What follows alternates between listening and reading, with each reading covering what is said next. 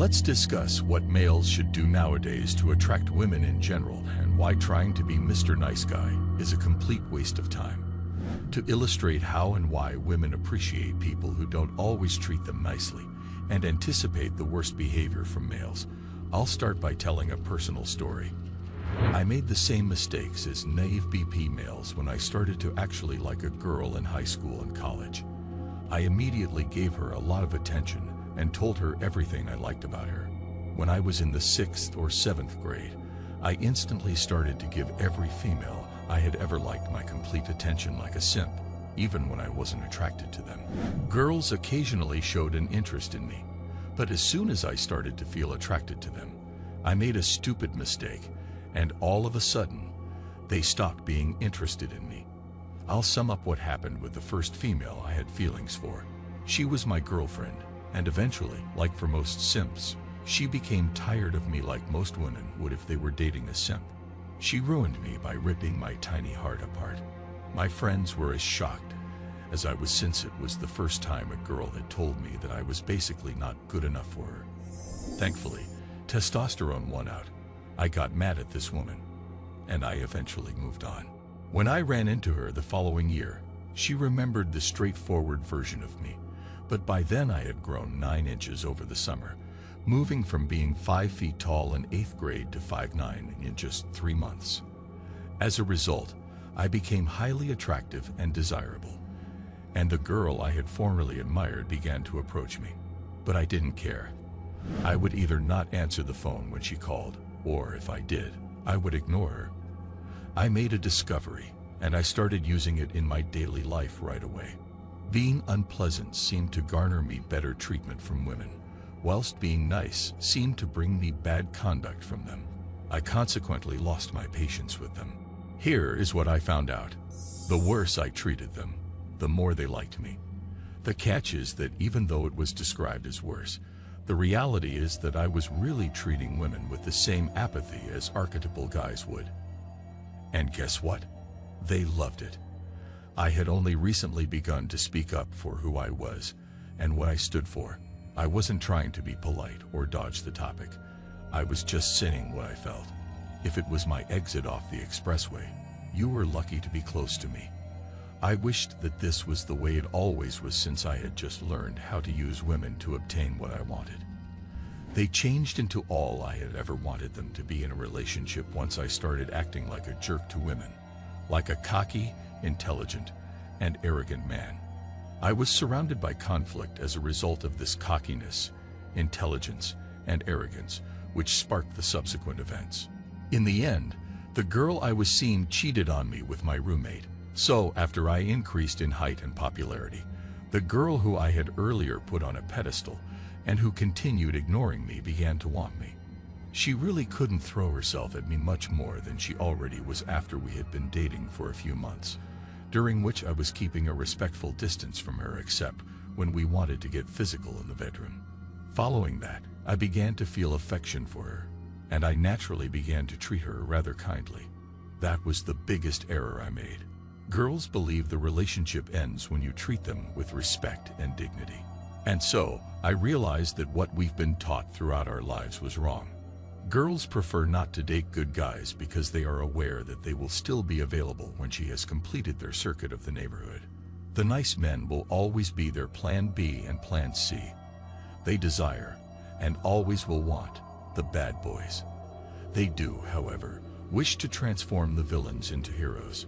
Every female wants to accomplish it. It's like a personal quest. To domesticate a wild animal that will remain wild to her, but behave as a pet to the rest of the world. And when she has altered and tamed the animal, which, incidentally, never happens. But if that does happen, it will likely lead to her breaking up with the man who was formerly the bad boy because he is now simply too sweet, and women generally find it difficult to deal with a man who is nice to them.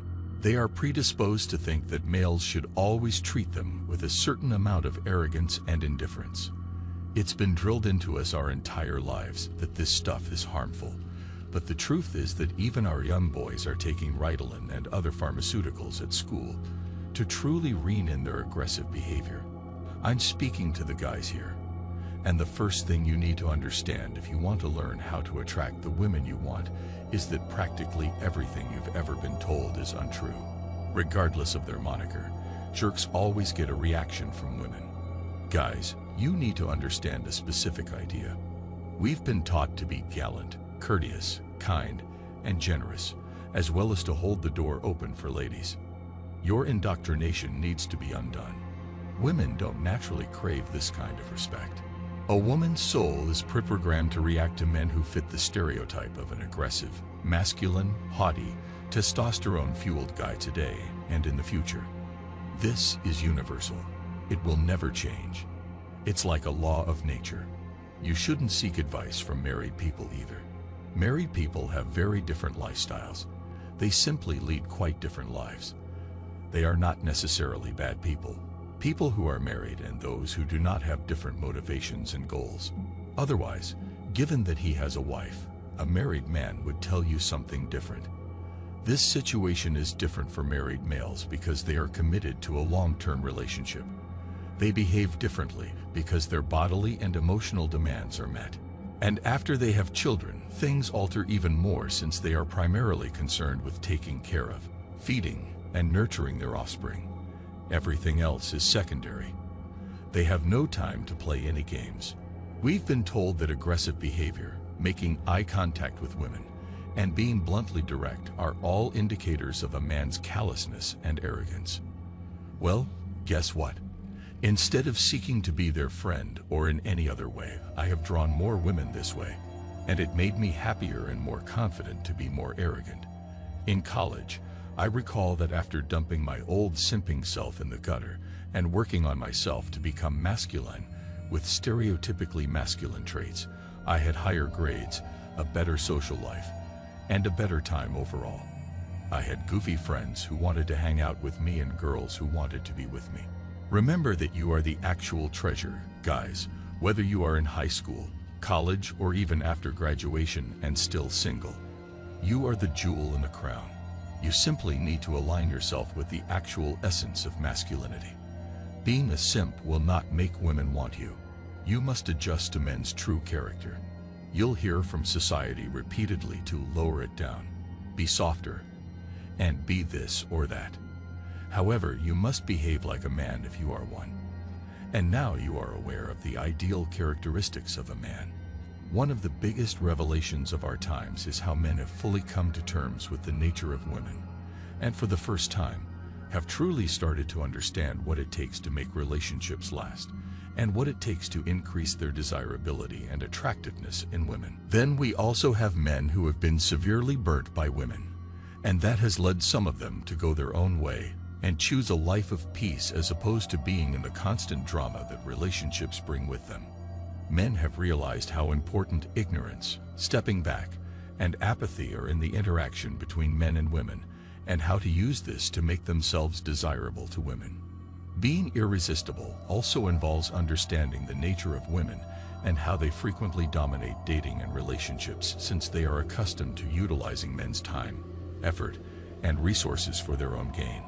I believe that women will find it more challenging to attract the guys they want in the future as men become more aware of all of this. Thanks for watching The Circle of Kings. Please like and subscribe.